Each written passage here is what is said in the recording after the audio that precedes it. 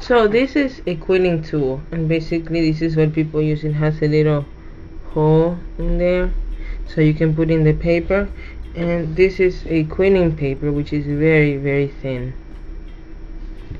Now we use that and a quilling board. This is where you put your things to rest.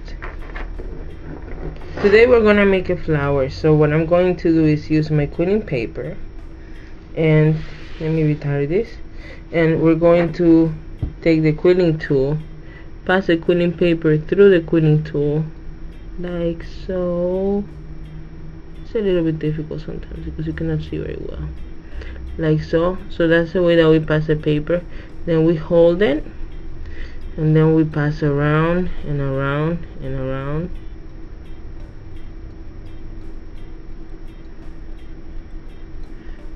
Basically making this motion. I hope you can appreciate that there. Around and around and around and around until you have a little quilted cone. Then we take the little pieces and it becomes like a little roll. After you're done with that, after you're done with the little rolls, you put them in your quilling board over here and you let them rest, so they will take the shape that you want them to take. So that's what we have right now.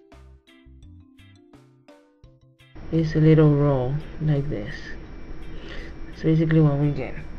Now I'm gonna take a little bit of glue and I'm gonna put the glue in here. Okay, and this is basically Elmer's glue. Elmer glue. I'm gonna let my quill get a little bit bigger, glue it in there. Now what people usually do is they let it rest inside of here like this. You don't need to, you can make your own board if you want to, but that's what they do basically. Now I have taken here 3 different colors. This color will be my leaf, this color will be my petal. To make a petal is very simple. You take the little quill, then you pinch on one side, just like that. You just pinch, and that's basically all you need for making a petal. And this will be my leaf, and to make leaves, basically you pinch on each side like this, and that makes a little leaf. Okay, so now we have the center of my flower, the petals, and the leaves. So now we're ready to put together the actual project. And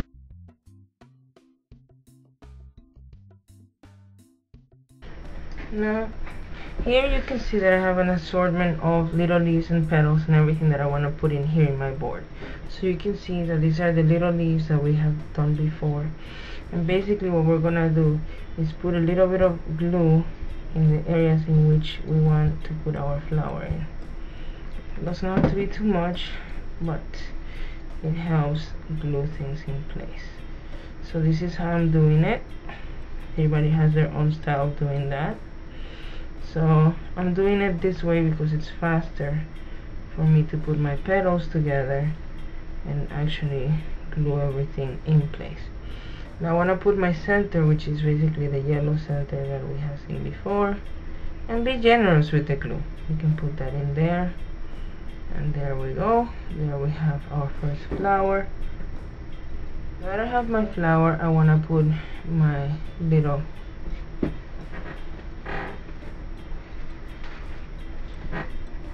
and this is basically taking one small strip of paper and I'm gonna cut it in half. Then what I'm going to do is I'm going to fold it to the length that I want it to be.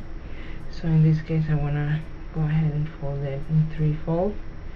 So I make my straight little piece of paper, and that's basically going to be my little center for my leaf.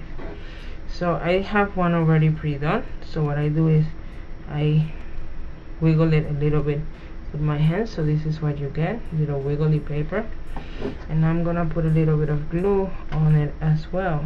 So wiggle it, and I'm going to drop it into a position that is comfortable for my little flower. Now I'll take the little petals that we made before and I'll do the same thing. I'll glue those in. And today I'm using pretty easy to find colors. Basically these things are going to dry up and then they're gonna be forming themselves, and they're gonna be very easy for everybody to kind of do at home. So that's my first flower, and we are done. And that's all there is to it. Now you just let this project dry a little bit overnight, and let's finish project.